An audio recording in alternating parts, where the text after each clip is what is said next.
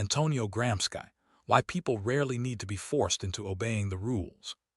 Here is the puzzle that closed out our last episode. If workers under capitalism really were being exploited as badly and as structurally as Marx and Engels described, why did most of them keep going to work, keep voting, keep basically accepting the system instead of rising up? And the man who answered that question was writing the answer down in a fascist prison cell, in deliberately coded language, hoping the guards reading his mail would not understand what he was actually saying. That is Antonio Gramsci, born in Sardinia in 1891, and this is one of the more genuinely dramatic biographies in the whole series. Give us the shape of his life first. Gramsci became a leading figure in the Italian Communist Party in the 1920s, at exactly the moment Mussolini's fascist regime was consolidating power. In 1926, he was arrested under laws specifically designed to silence him, and the prosecutor at his trial reportedly said the state needed to stop this brain from functioning for 20 years. He spent most of the rest of his life in prison, his health steadily collapsing, and died in 1937 not long after his release, weakened by more than a decade of harsh confinement. And somehow in that cell, he wrote the work he is remembered for.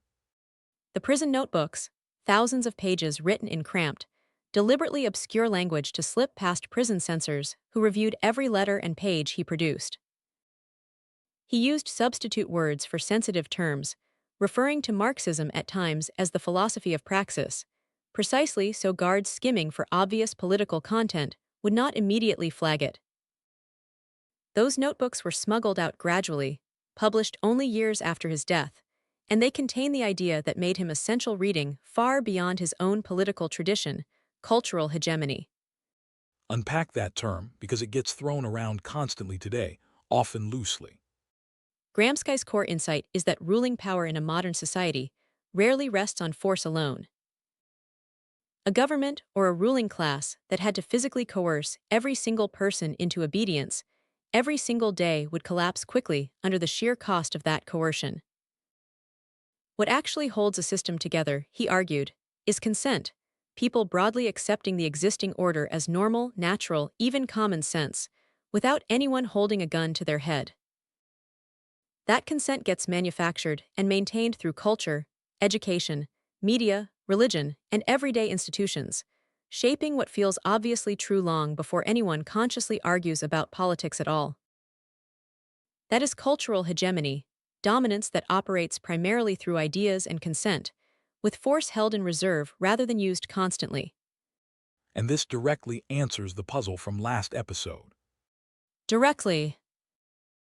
Gramsci's answer to why workers were not revolting the way Marx predicted was that raw economic exploitation was never going to be self-evidently obvious to everyone living inside it, because the culture surrounding them, schools, newspapers, popular entertainment, religious institutions, was constantly reinforcing the existing order as legitimate, fair, or simply the natural way things are. Changing the economic base was not enough. You had to contest hegemony itself, the entire cultural common sense propping the system up, which is a far slower, far less dramatic fight than storming a palace. He also has this idea of the organic intellectual, which sounds abstract but is worth explaining plainly. It is actually a fairly intuitive idea once you strip the jargon away. Gramsci distinguished between traditional intellectuals, professors, clergy, the people society already recognizes as thinkers, and organic intellectuals, people who emerge directly out of a particular class or community and articulate that group's own worldview and interests back to itself. A union organizer, a community pastor, a popular journalist speaking directly to and for a specific audience.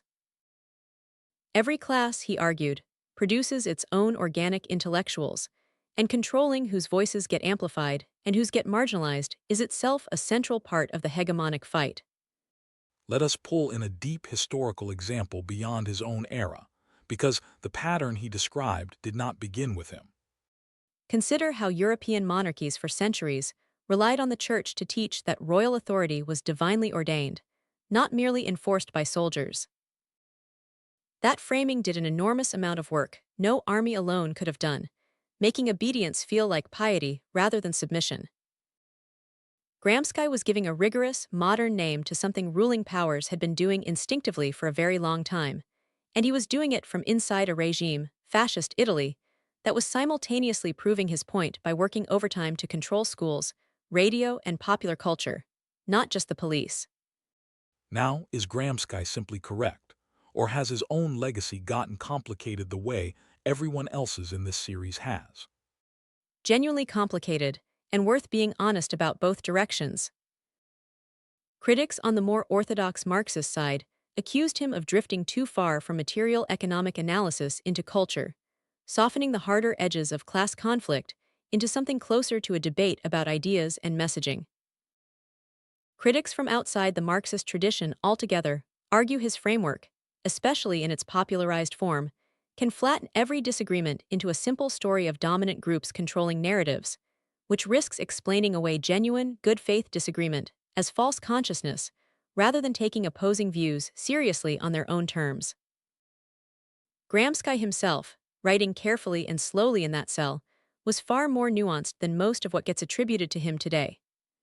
Which brings us to how badly the term hegemony has been stretched in popular use. Badly stretched, and on every side of the political spectrum, which is worth saying plainly rather than pretending this only happens in one direction. Modern culture war language, on the political left and the political right alike, regularly borrows a popularized, often distorted version of Gramsci's framework, accusing opponents of controlling institutions, media, or education to manufacture consent for their preferred worldview. That is recognizably descended from his ideas, and it is also frequently used with far less rigor and far more certainty than Gramsci himself ever claimed for his own analysis. Give us the day-to-day version, because hegemony can sound like something that only happens at the level of entire nations. It shows up constantly, inside a single company. Every organization has an official employee handbook, formal policies about conduct, decision-making, who has authority over what.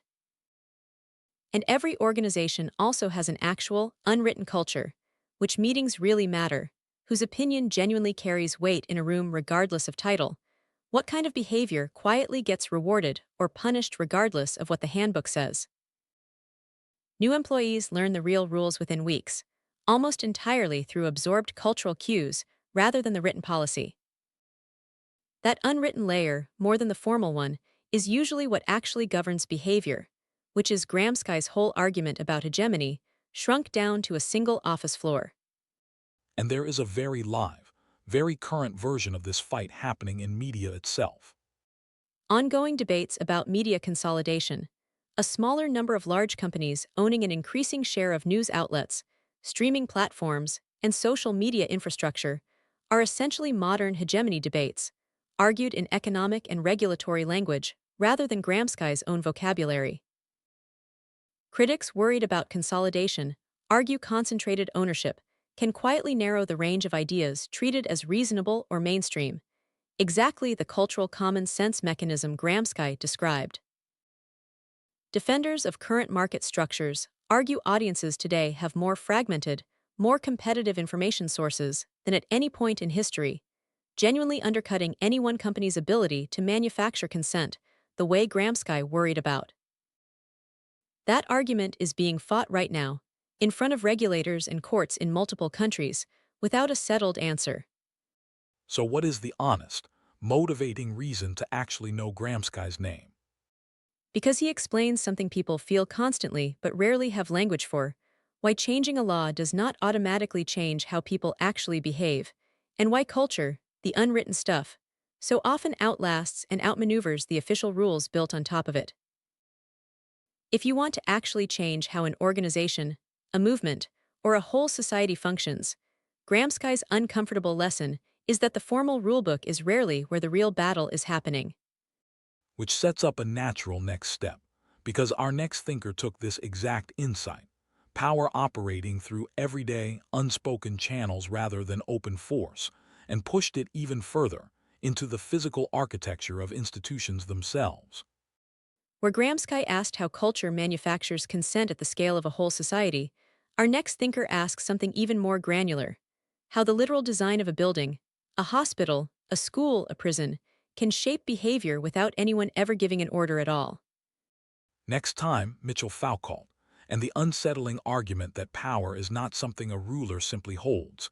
It is something woven into the walls, the schedules, and the everyday routines around you. See you then.